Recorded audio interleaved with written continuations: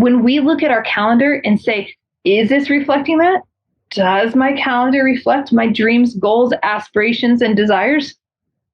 If it's not reflecting that, then guess what we can do? We have control. It's the coolest thing ever. If you're not conscious about your investment strategy, you won't end up where you want to be, not financially or as a human. On this show, we interview highly successful investors and share how they overcame limitations to become unstoppable forces of success. If you're ready to learn what it is to be a conscious investor so you can end up where you want, keep listening. Welcome back, Conscious Investor. What does your calendar say about your life? Does your calendar, if I were to go and look at your Outlook or look at your Google Calendar, or if you're like me, you look at a paper calendar, what is a story it would tell about your life? That's what we're going to talk about today. I'm going to give you some insights. In fact, I'm going to give you 4 primary insights that are going to allow you to evaluate your calendar so that you are truly being the architect of your life.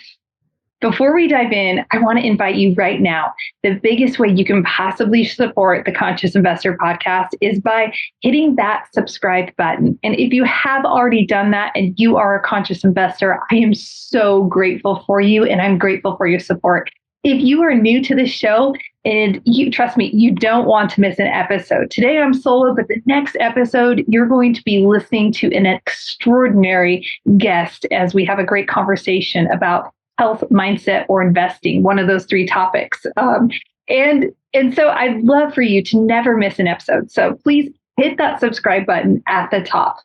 And just one more thing, Conscious Investor Growth Day, the dates are set.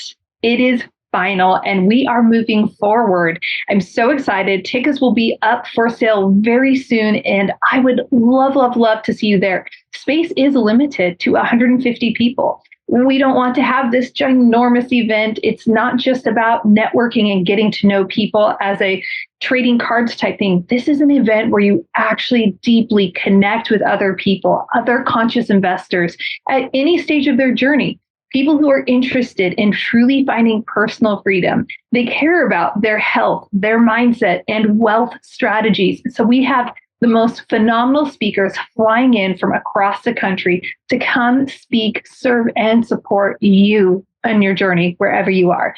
Last year, people came as strangers and they left as friends. It was absolutely, it gives me chills even now to think about it. It was so powerful. This year, we're growing the event and you are definitely going to want to be part of this year's event. March 7th through 10th, located at the Coeur d'Alene Resort in Lake Coeur d'Alene, Idaho. It is absolutely gorgeous, and we've got a great room rate to offer all of our guests who are flying in and traveling, because trust me, if you're coming in, I was talking with an investor, just the other day, and he and his wife are going to come, and he's like, well, we were talking, I said, no, this is great. It's a tax write-off. You and your wife get to come.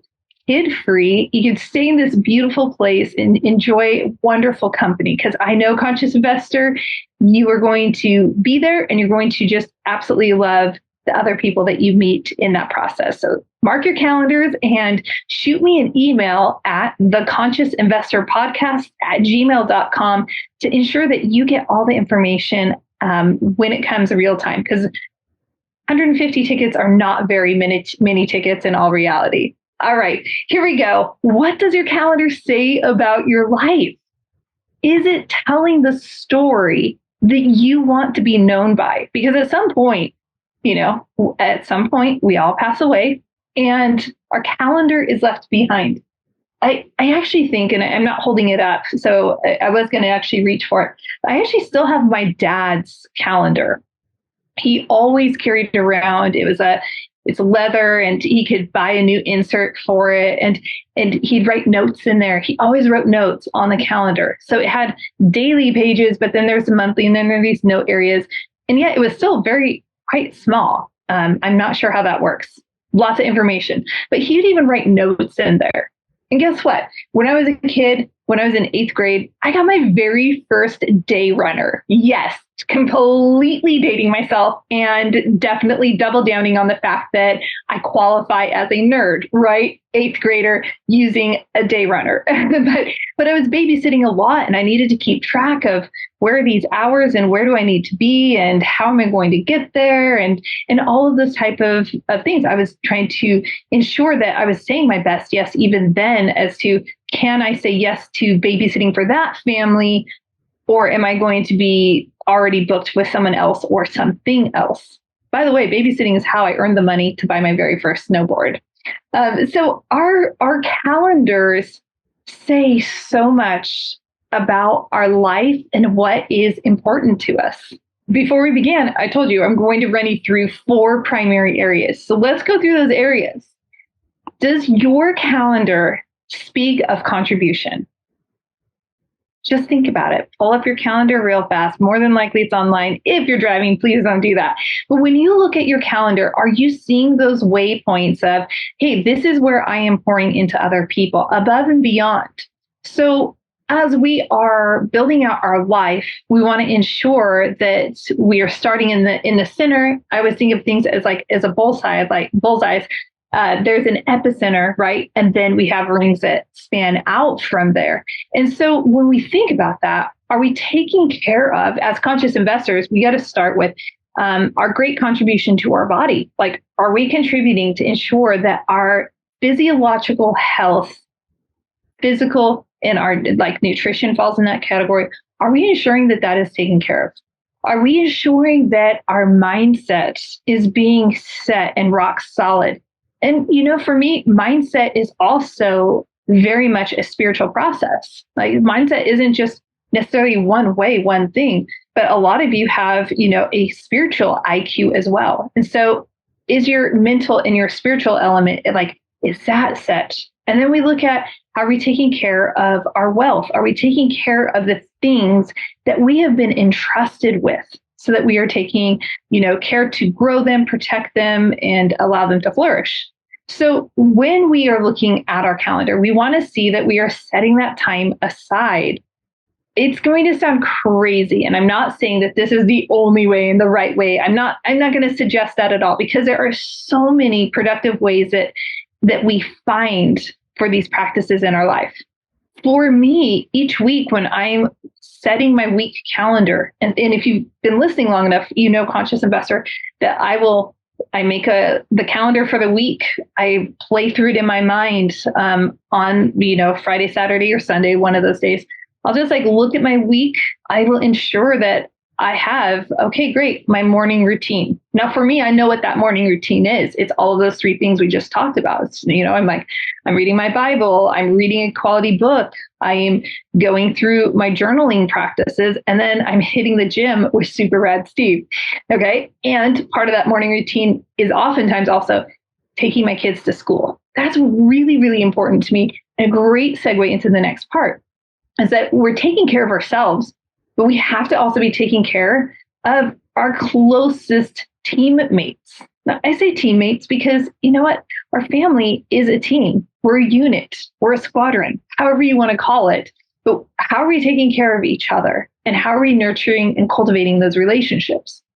It sounds silly. And I mentioned this in a meeting with some local entrepreneurs.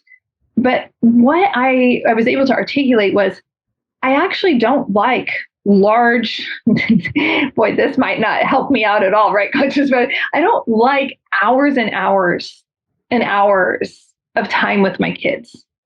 Now, don't misunderstand me.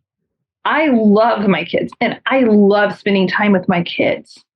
But I find that pocket of time when I'm driving my kids to school and when I'm picking them up from school, or if I'm driving one of my kids to an extracurricular or to work one-on-one, I know that this resonates with so many of you. That small car time allows for some very unique conversations. Not every time, but oftentimes it really opens up this opportunity to have this quick conversation. And in all reality, I think that there's some safety in there that a lot of people might take for granted. The safety meaning everybody knows that the car ride is going to last 12, 15 minutes or something. right? And so everybody knows that there is an exit point and that you're not going to be locked into this conversation for hours on end. And so there is a little bit more safety there. It's like, oh no, I know this is going to end. We're going to have a distracted moment. Even if we're arriving home, we're going to have to get out of the car and things like that. So making sure that we're taking care of ourselves so that we can then serve and support our family. Our family right now is really trying to get our nutrition under control. That is an ever challenging thing. I think, again, that will resonate with a lot of you when, as kids grow and have extracurriculars and life is shifting. It's interesting. This is also where, as we're reflecting on this, we also want to be looking at, are we making excuses, right? And so we could look at that calendar and say, oh, I'm not going to put the me time on there. I don't even need to write that down. That's a given. Actually, if I look at your calendar, then am I going to know that you're prioritizing your health, your EQ, your IQ, your GQ, all your Qs? But am I going to see that you're prioritizing those things? Or is there going to just be a blank for those hours in the morning? Fill that time in, show and demonstrate so that when you look back in time, you can see, yeah, I actually made this a priority, and this is a net effect of that in all of my life. I can see it. Because when we actually put that on our calendar, it changes how our mind is actually perceiving it. And so we want to take the time to do that. We can make excuses and say, oh, I don't have time for that, right? And I touched on that, and then I went another direction, so I apologize. But I want you to look at where are the excuses that I'm making. So as we're looking at our calendar and we're looking at being the architects of our life, then we can start to see the blocks. Now, personally, I like to have a calendar that has a daily 30 minutes throughout the day, because I can see where I have large chunks of time, or I can see where I'm just like going from call to call, meeting to meeting to meeting, something like that. I can see the cadence, the rhythm of the day. And I can make an excuse and say, oh my gosh, I can't make any forward progress on any of these projects because I just don't have space in my calendar. Well, guess what? When we are the architects of our life and we say, I want my calendar to represent my dreams, my goals, my aspirations, my desires, right? When we look at our calendar and say, is this reflecting that? Does my calendar reflect my dreams, goals, aspirations, and desires? If it's not reflecting that, then guess what we can do? We have control. It's the coolest thing ever. We can go into our calendar and we can simply start moving meetings around. Yes, I have done that. I think you've probably done that from a time or two as well. It's really important to be able to say, wow, this meeting is important. However, this project needs a larger chunk of time. What if I ask this person if they would, be able to reschedule at a different time? When we're looking at our calendar, then we can actually, again, design our life to reflect the life that we actually want to be living. So we don't have to make excuses. Now, I'm going to do a separate podcast episode on time management because, and I'm going to warn you right now, I'm going to get on a soapbox on it, okay? Because everyone wants to say like, oh, I just don't have enough time. So we're actually going to take in a totally different episode. I'll put it out there next week, okay? And it will be on time management so that I can maybe give you some friendly challenges on how you could better utilize your time, okay? So as we're looking again, going back to our calendar, does it reflect our dreams, our goals, aspirations, and desires? If it doesn't, now we need to ask ourselves some questions. We already talked about one, that is, should I reschedule something? Maybe we also need to go to question 2, what do I need to say no to? Maybe I am overcommitted and I have said yes to too many things and I am spread too thin. That's okay. That level of clarity is going to help refine your calendar so that it really is reflecting the life that you want to lead. Now, this is going to come across as, well, it's going to come across how it's going to come across, conscious investor, but we have all the time that we need for the contribution we are created to make in this world. We have all the time that we need in order to bring the goals, dreams, aspirations, and desires to reality. Yeah, I know that doesn't sound like I can hear it. I hear it, but I want you to come back next week, listen to the time management, because I can assure you, we do have all the time that we need. So the biggest takeaway I'm hoping you're walking away with this is I'm hoping that you take this to heart and you go and look at your calendar. If you're married, right? Do it together. Look at your individual calendars. Look at your family calendar. And if you don't have a family calendar, maybe you want to create one. But take the time to look at that and say, is this what we want our life to be? Is this what we set out to be when we first got married all those years ago? Is this the direction we're actually headed? And if it's not, the beautiful thing is that now you have an opportunity to do some recalibrating, a little course correcting. It can be very fun.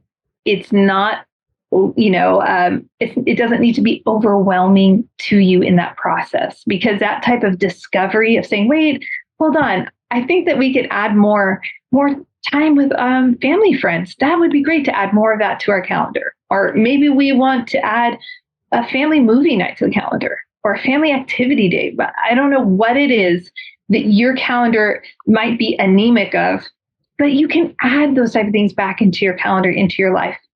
But just like budgeting, just like looking at, and paying your bills and such, you want to make sure that you're looking at your calendar and saying, does this reflect my dreams, goals, aspirations, and desires? Conscious Investor, I appreciate you so much. Thanks for sticking around. Remember, reach out to me so that you can be like the first to find out when the tickets actually go on sale. March 7th through 10th, Conscious Investor Growth Day, Lake Coeur d'Alene at the Coeur d'Alene Resort. It's going to be epic. 150 tickets are available. That's it. Once they're gone, they're gone. We will not be opening it up to more tickets. Could we do that? Sure, we could, but we're not going to, because we really want to create and cultivate an environment where deeper relationships can be formed that are more meaningful and just empower each other in such a powerful way. All right. If this resonated with you, please take a moment, share it with a friend. That would absolutely mean the world to me and help support the show in an absolutely free way. Until next time, live big, love bigger, and do great things. What's the big deal about investing in apartments? Why is it better than investing in a slew of single-family homes? I've compiled a lot of information on why investing in a multifamily, also known as apartments, will help you reach your investment goals. Head over to 3keysinvestments.com and download the Why Invest in Multifamily guide today.